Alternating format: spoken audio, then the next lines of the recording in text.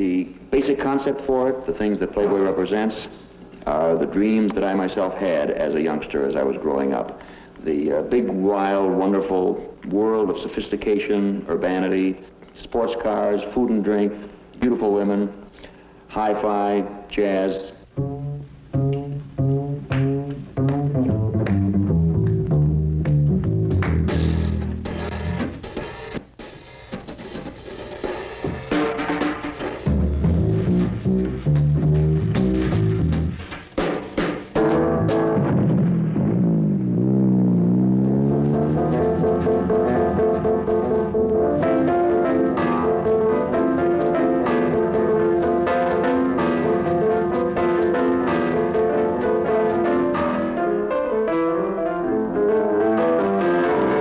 My name is Hugh Hefner. I'm 35 years of age, and I'm editor-publisher of Playboy magazine. I started with a personal investment of $600. In 8 years, I've built an empire worth $20 million.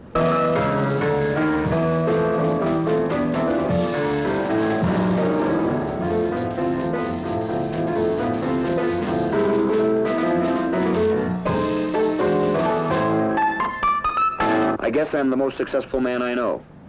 Am I happy? I wouldn't trade places with anyone else in the world.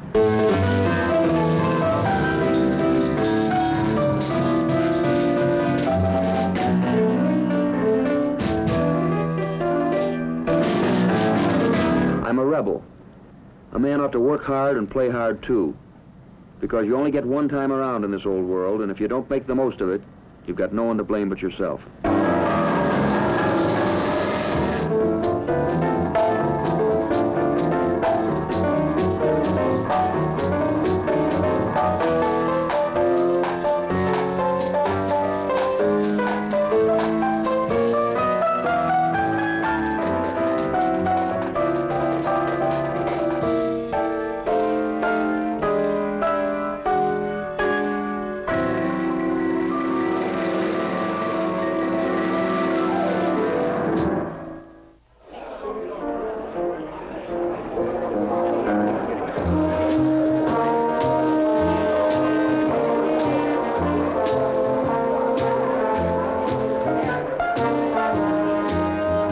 Hugh Hefner never tires of preaching the Playboy life, or, he says, of living it.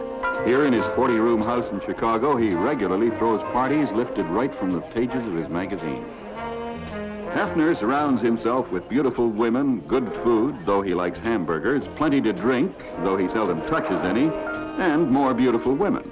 It's the ideal way to live, says Hefner, and 13 million Playboy readers seem to agree. The problem, say his critics, is that everything Hefner does is surrounded by sex. But, says Hefner, we think that it's a healthy thing to poke fun at the old traditions and notions. We don't think that sex is something to be taken so terribly seriously. We think this is healthy for society. We suspect that there is something very sick and wrong with the kind of attitude projected in the women's magazines, in a great many of the general publications that continually connect sex with sin, that continually connect it with sensationalism. This doesn't mean that everybody should be out promiscuously spending their time in orgies in urban apartments. We just think that sex is one part of life and a rather important part and should be enjoyed with the rest of it.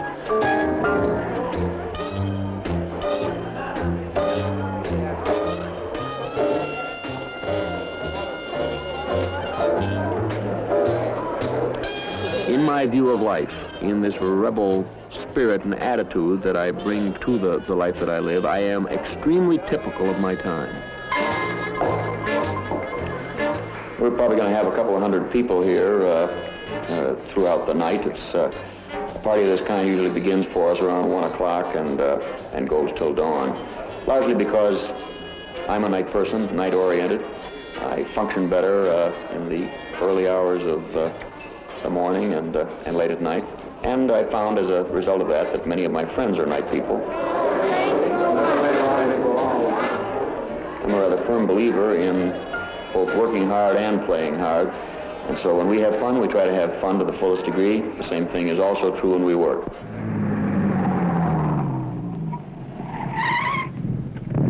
The magazine is not the only interest in Hugh Hefner's life anymore.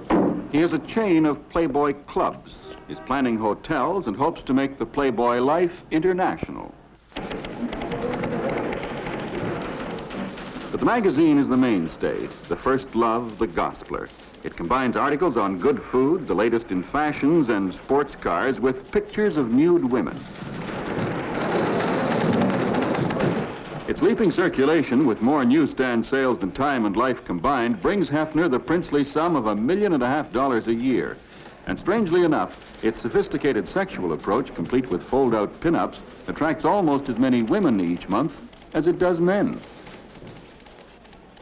The magazine, without any question, is a projection of my personality, of my own adolescent dreams and aspirations. I think that it's when you're young that the world is the greatest adventure, and if you can keep this same kind of attitude on things, then you're apt to get the very most out of life. Where would you like to go next? The Riviera, right? Yeah, well, the Riviera, like we said, I don't know, and it doesn't matter any order, you know, any specific order doesn't matter, but the main thing is to do the nudist camp thing. I think the whole idea of you in a nudist camp doing a cartoon thing is wild. Me and the nudist, but... Just you and the nude is pretty wild, right?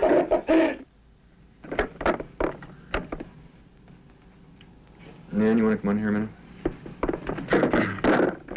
I am very, very selfish. I'm very self-oriented, and I think that everybody should be. Intelligent self-interest is for the good of everyone. The person who spends all of their time thinking about others accomplishes almost nothing. Why don't we do this? Let's set me up on a flight with them two on Thursday morning. You're going right from there to New York? You're right.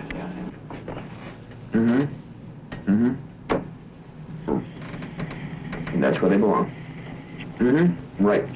Okay? All right. Hello. Hello, pal. Good.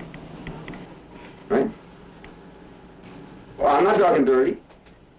And they don't know who I'm talking to either. In the years that I've worked for him, I found him to be something of a paradox. Socially, he's shy and sympathetic and somewhat soft-spoken. He's not quite the sophisticated playboy that he may appear to be, or that people think he is. He's just as delighted with his success as a child with a new Christmas toy. Nothing to him is impossible. And he has no patience with excuses whatsoever. And this, I think, demands more hard work and loyalty on the part of his employees. I can't understand you. You heard something, that there's something with me and Delilah. Yeah. Whatever you heard's a lie, or at least an exaggeration. I probably am today and will always remain a little bit of a youngster. This is something that is too soon dead in most all of us, and I'm doing my best to keep it alive in me. Hello. Theo, how come, as long as we have Delilah here, how many kids are we using on the show this next week? You're using girls and spending money where we've already got an investment. It doesn't make any sense.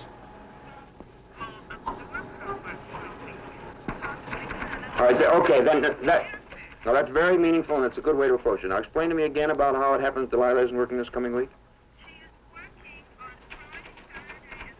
Okay, and you will let Delilah know then when she'll be working and when she is to be back there. Okay, good, thank you. And you're supposed to see her tomorrow, aren't you? Yeah, Go ahead, because there's not going to be anybody else, we can... you're getting gray here, aren't you? That's too much touch. Well, it's a little... I think that's put a little great. powder there, and it works out very well. Oh, I just noticed that. I think that's sensational. Yeah, well, I enjoy women. I enjoy being with women very much. Most of the girls that I date are several years younger than I am, 18 to 24, 25 probably. A good many of them, of course, are girls that in one way or another work for the magazine or the club. There's a general suggestion and a part of the image that I guess that we kind of have our fingers on the sources for more beautiful women than most anybody else around. This may be true. Wait a minute. Hi, I'm Cynthia Maddox, and I work for the magazine. I've been dating Hef now for about, I'd say about a year. He dates other girls, and I don't like it. And he knows I don't like it. And he doesn't like when I date, and he feels it's wrong when I date, even though once in a while, occasionally, I do go out. He doesn't like it, and he objects. I don't mind sitting home, not going out, but I expect him to do the same. I don't know what's going to happen. If this continues on, discussions go back and forth, and we try to do things and work things out very intelligible.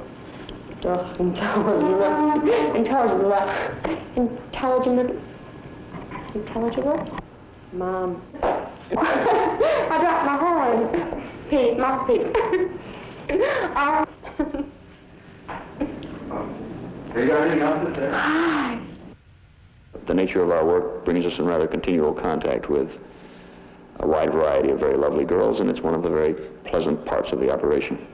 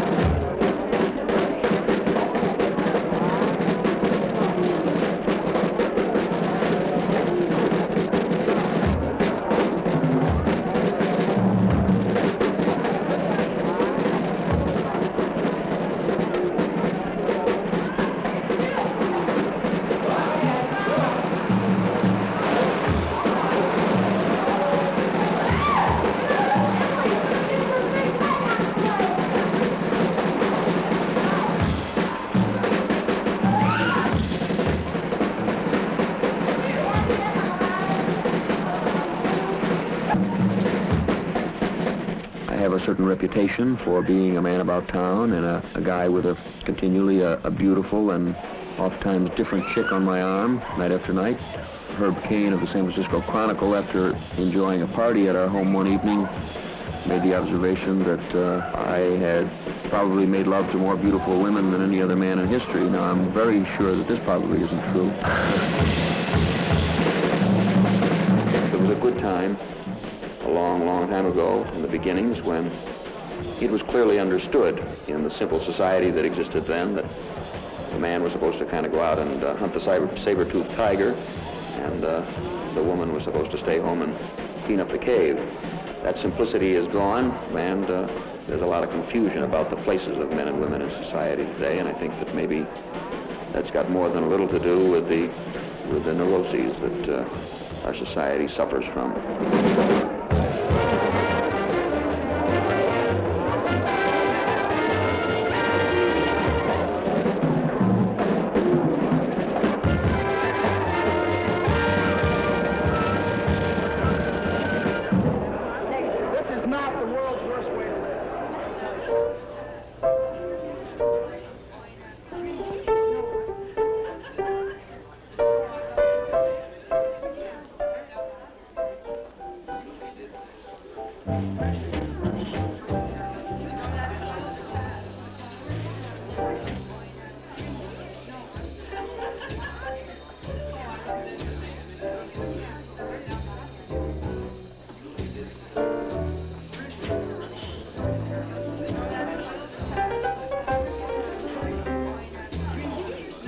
Each person has their idols as they are growing up.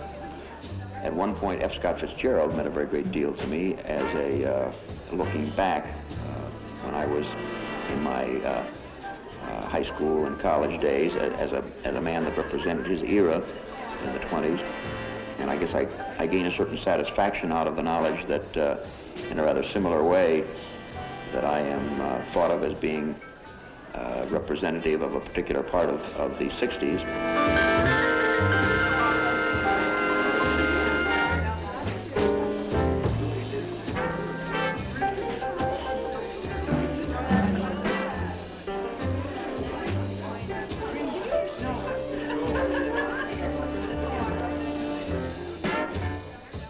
I'm Hugh Hefner's brother.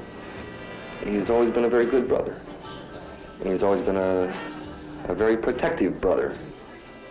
I want you to understand, I came from the same mother, and the things that I am saying, I mean. He will concentrate so completely on the interests that he has that he won't allow for much time with other people. It's probably the one thing that hurts the people who love him the most. When he was young, he wanted to be a veterinarian. He was very interested in stray animals. He'd bring them home, take care of them, and let them go. Cats and dogs, birds. It would be great to be the world's best veterinarian, but that wouldn't quite encompass the whole world as Playboy has done.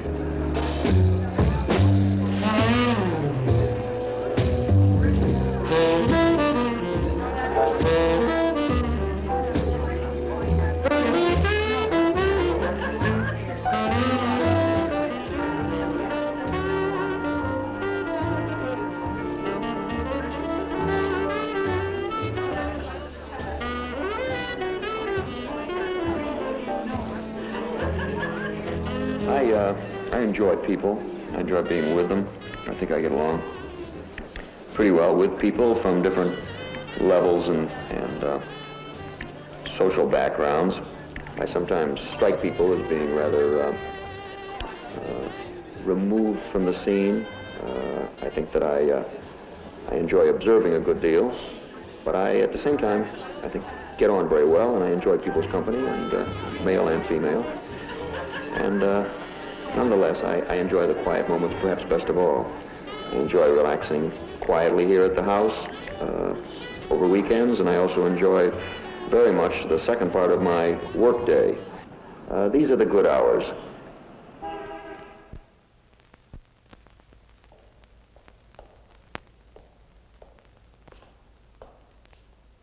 At night, after dinner, in the late hours of the evening and on into almost dawn, I continue to work at the office, have it pretty much to myself except for the cleaning people and the guard.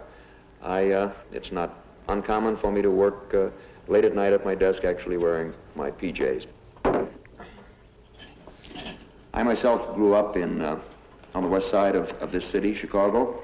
My folks are farm people from Nebraska, very strict Methodists with a strong Puritan background that is a kind of a basic bedrock part of America and its beginnings.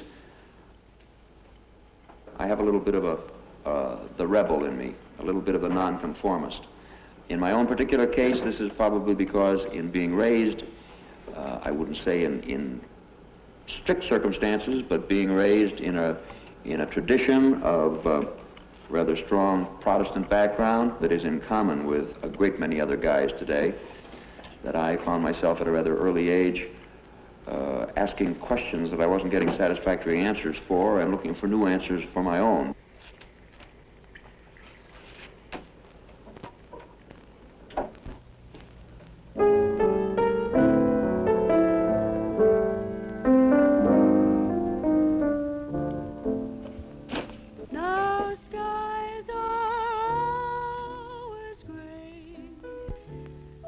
I guess there's an old adage that says that no man is a king to his servants, but that isn't true. The drive and this, whatever it is that pushes him, only Lord knows. It certainly inspired me to certainly go out and try to do bigger things myself. But I'm thinking of you. The moment I would say that to some people, he's a tycoon, and to other people, he's different things. And to me, I would say that he's the son that I never had. please remember, I'm thinking of you. When I was about 16, I started working on a scrapbook. Well, it was really a comic, and it was kind of a graphic autobiography of myself and of my school friends. I have about 70 volumes of it now. The time we prove to each other we love one another all through. I wasn't right for you. I was married once. It was not, I must say, a very happy experience for me. I think you've got to find yourself before you find your lifelong mate. And too many people find their mate first and only find themselves in later years, if at all. I'll have to try and play a solitary game. It's difficult to really realize when one has had as spectacular a success as we've enjoyed over the last 8 years, to really appreciate what has happened. There are moments, however, when I kind of stop in the middle of things, sometimes late at night here in the office. I stop as though there is a skipping or a brief moment in time where time ceases to exist, and I look at myself and exactly what's happened, and I must confess that it's a bigger dream than I could have ever really dreamed. I admit that when I began this thing, I had no notion at all that it could ever become what it has. I consider myself quite possibly the luckiest human being in the entire world.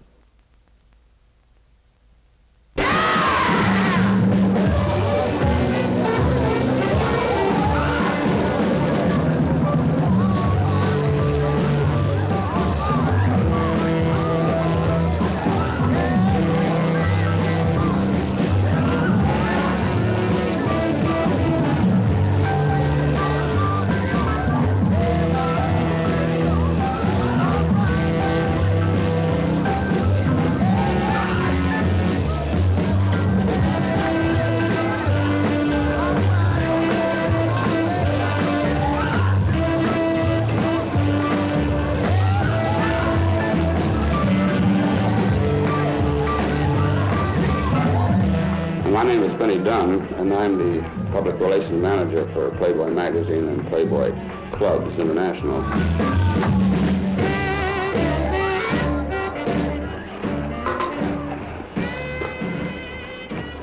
And I don't think there is anybody in our employ, or Mr. Hefner's employ, that is, who would do almost anything in the world for him without being asked. There isn't time or effort that they wouldn't do for him.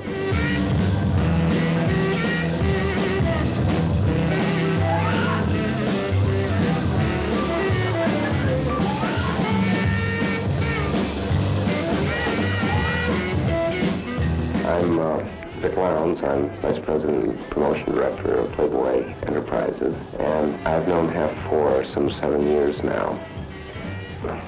He's brilliant, a genius. Genius is a kind of a funny word. I suppose by definition I consider myself one. Maybe both intellectually and in terms of creativity. I do the things that I enjoy doing. But he's not terribly intellectual. I doubt seriously if he reads 10 books a year. But being an intellectual isn't terribly important to the kind of a career he's mapped for himself.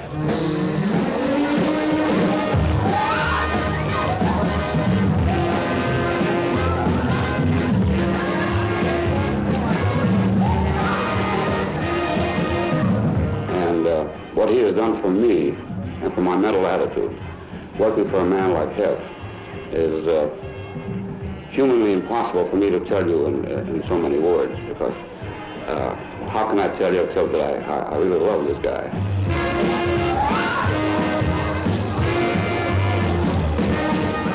The things that have made him successful are the things that sort of characterize a whole generation. And because of that, a whole generation more or less identifies with him. All of a sudden, people have money and more leisure than they've ever had before. And they're wondering what to do with it. Who am I? Himself has become a sort of a guide for lots of other guys, millions of other guys exactly like himself.